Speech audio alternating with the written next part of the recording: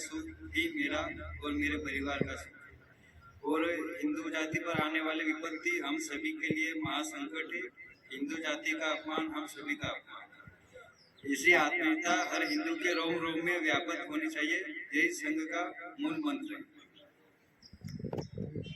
सोया राष्ट्र जगेगा, this this फैला तमस हटेगा। भारत विश्व बंधु का गायक, भारत मानवता का नायक। सदियों से युगों रहेगा, दिस दिस फैला तमस हटेगा। जिस दिन सोया राष्ट्र जगेगा, दिस दिस फैला तमस हटेगा। दिस दिस फैला तमस हटेगा। और इतना महान था कि उसको हमने भुला दिया है, विस्मृत कर दिया। लगभग 500-600 साल लगातार हमने गुलामी की दास्तान झेली। शक आए, खून आए, यूनान आए, उसके बाद मुगल आए, फिर अंग्रेज आए। हमारा भारतवर्ष इतना शक्तिशाली और महान हुआ करता था, और यहाँ की जो संस्कृति थी वो इतनी महान थी, किसी भी क्षेत्र में हम पीछे नहीं थे। चाहे वो विज्ञान का क्षेत्र हो, चाहे वो कला का क्षेत्र हो, चाहे वो हस्तशिल्प का क्षेत्र हो, युद्ध क्षेत्र हो, किसी भी क्षेत्र में, हर क्षेत्र में हम पारंगत थे। लेकिन हमें क्या है कि जो सही मायने में जो इतिहास है वो पढ़ाया नहीं गया। आज का जो वर्तमान शिक्षा पद्धति है वो पद्धति ऐसी है कि उसमें जो हमारा इतिहास है उसका एक अंश भर भी हमें इतिहास में नहीं पढ़ाया जाता। हमारे ऊपर बार बार कई बार अनेकों बार इतने आक्रमण होते रहे, उसके बाद भी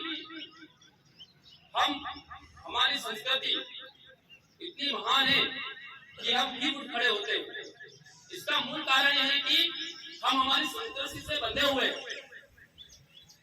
आपने देखा होगा कि मुगलों का जब आक्रमण हुआ, काफी समय तक उनका आक्रमण था। एक तरफ मुगल साम्राज्य स्थापित हो गया था, लोग कल्पना करना भूल गए थे कि पुनः हिंदू साम्राज्य आ सकता है, हिंदू साम्राज्य की स्थापना हो सकती है। ऐसा सोचना भी लोगों ने छोड़ दिया था कि अब भूल जाओ।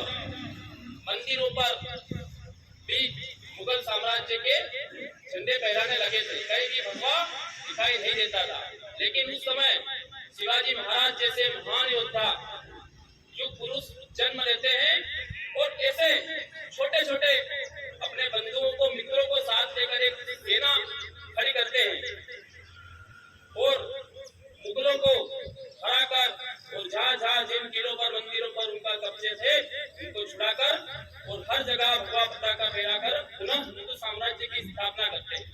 ऐसे महान योद्धा हमारे यहाँ हुए।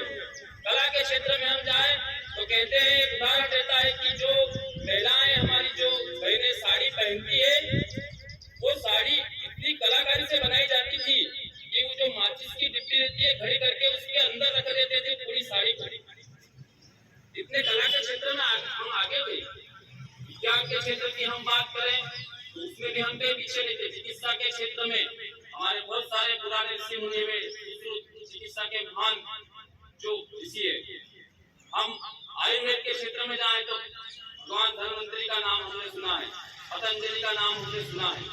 योग के क्षेत्र में चले जाएं, इस क्षेत्र में हम कहीं भी पीछे नहीं थे। लेकिन हमें हमारा जो वास्तविक इतिहास पढ़ाया नहीं गया और जिन्होंने हम पर आक्रमण किया हम लोगों को महान बताया गया।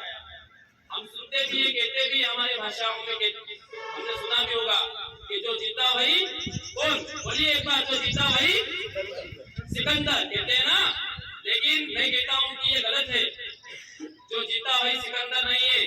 सिकंदर तो हमारे भारत से हार कर गया है।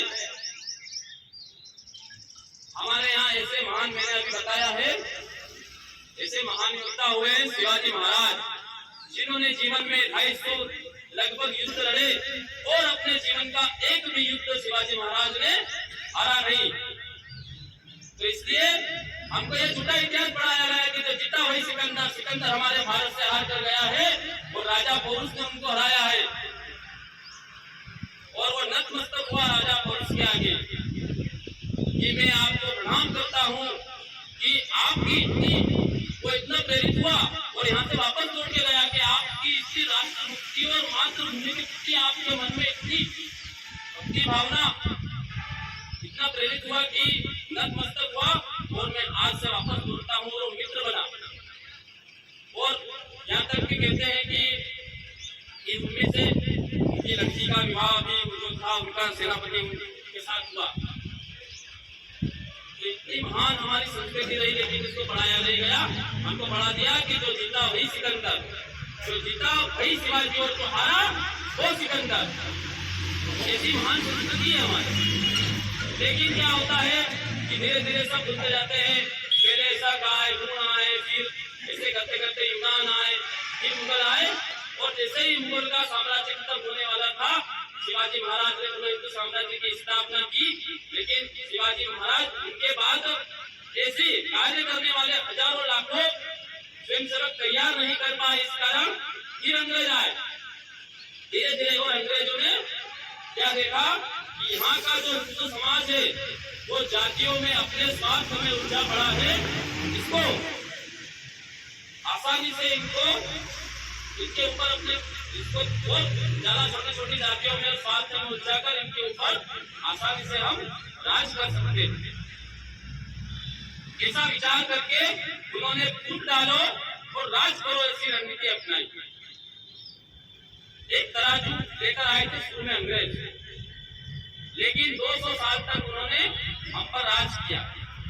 इसका कारण यही था कि हम जो थे जातियों में अपने निजी स्वार्थ में भोग विलासिता में उलझे हुए थे। हम हमारी राष्ट्रभक्ति जो मातृभूमि के प्रति हमारा प्रेम है वो हम भूल गए थे, विस्मृत हो गए थे। उसी समय एक महान जिसको हम युग दृष्टा कह सकते हैं, जिन्होंने संघ की स्थापना करी, परम पूज्य डॉक्टर हेडगेवार जी का उसी सदी में जन्म होता है और इन सारे विश्व का वो अध्ययन करते हैं। ईसा का आए, हुण आए, यूनान आए, उसके बाद मुगल आए, अपना देश आजाद होता है, फिर कोई न कोई गुलाम बना लेता है। तो इसके पीछे क्या कारण है? ये कारण डॉक्टर साहब ने खोजा। उन्होंने राष्ट्रीय कांग्रेस के उस समय हमारा जब देश गुलाम था उसमें भी काम किया, लेकिन उनका काम भी उनको जमा नहीं। उनके मन में अलग ही विचार चल रहा था, क्योंकि डॉक्टर साहब जन्मजात देशभक्त से बचपन से उनके मन में देश प्रेम की भावना उठ कर भरी हुई थी। भावना कैसी भरी हुई थी, उदाहरण के माध्यम से हम समझने का प्रयास करेंगे। जब डॉक्टर साहब छोटे थे, उच्च विद्यालय में पढ़ने जाते थे, तो जो अंग्रेजों की महारानी थी विक्टोरिया, उसके जन्मदिन पर विद्यालय में मिठाई बांटी जाती है। तो लूसी जो रहती है वो बांटी जाती थी। जब विद्यालय में सबको बांटी जाती है, अपन आज सोचते हैं छोटे छोटे बच्चे बैठे हैं, अगर इनको कोई मिठाई दे तो ये 1 की बजाय 2 लेके खाने की चिंता रखते। लेकिन डॉक्टर साहब ने जो मिठाई दी उसको फेंक दिया और अपने जो मित्र थे उनको बोला कि मिठाई हमको नहीं खाना है। क्यों नहीं खाना है? क्योंकि इन्होंने हमको गुलाम बना रखा है और इनके हम अधीन हैं, इसलिए हमको इनका बहिष्कार करना है। यह देश हमारा है और इन्होंने जबरन हमारे देश पर कब्जा कर रखा है, इसलिए इनको हमारे देश से भगाना है। और उन्होंने वो मिठाई फेंक दी। तो इतनी राष्ट्र प्रेम की भावना एक छोटा सा नन्हा सा बालक, जब डॉक्टर साहब धीरे धीरे बड़े होते हैं, तब जहाँ जहाँ पढ़ने जाते हैं वहाँ उस समय क्रांतिकारी जो उनके मित्र रहते हैं उनके बीच में रहते हुए कार्य करते हैं। और फिर बाद में वो राष्ट्रीय कांग्रेस जो थी उस समय अपनी एक अलग से समिति बनी हुई थी, उसमें भी उन्होंने बहुत समय तक काम किया, लेकिन उनका काम जो उनको उस समिति का उनको जमा नहीं। इतिहास के बहुत बड़े अध्ययन करता थे, उन्होंने सारे इतिहास का अध्ययन किया था पुराने पिछले, कि क्या कारण रहता है कि बार बार हम आजाद होते हैं और फिर गुलाम बन जाते हैं। तो उनके ध्यान में एक बात आती है कि यहाँ का जो मूल हिंदू समाज है वो अपने स्वार्थ में जातियों में बटा हुआ है, इस कारण बार बार हम गुलाम बन जाते हैं। तो ऐसा सारा अध्ययन करके कि इतने महान प्रतापी राजा होने के बावजूद, जैसे पृथ्वीराज चौहान है, महाराणा प्रताप है, शिवाजी महाराज है, और भी कई ऐसे महान योद्धा हुए जिनको सामने से कोई हरा नहीं पाया, ये शायद हम सबको ध्यान नहीं होगा। ऐसे महान योद्धा जिनको सामने से कोई नहीं हरा पाया, उसके बावजूद हमारा देश बार बार गुलाम क्यों बन जाता है, ये सारा विचार किया। और आज भी किसी की ताकत नहीं है कि हमको सामने से कोई जीत सके, या तो अपने ही लोगों ने मिलकर अपने को हराया है या फिर धोखे से, छल से। अभी कुछ समय पहले की घटना है, सन 99 में कारगिल का युद्ध, हम सबको ध्यान है। उसमें भी पाकिस्तान की सेना टाइगर हिल मतलब ऊपर थी, कई किलोमीटर ऊपर ऊंचाई पर, और हमारी सेना नीचे थी। उसके बावजूद भी हमने वहां पर विजय हासिल की। सन 1999 की बात है, उस समय अटल बिहारी वाजपेयी जी की सरकार हुआ।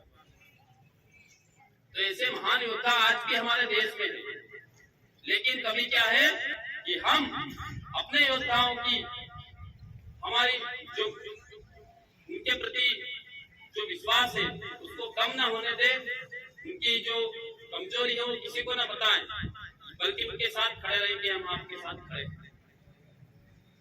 तो ऐसा सारा अध्ययन डॉक्टर साहब ने किया कि क्या कारण है, और उनको कारण समझ में आया कि ये जो हिंदू समाज है, यहाँ का मूल समाज है, ये एक नहीं है, इसको एक सूत्र में पिरोने की आवश्यकता है।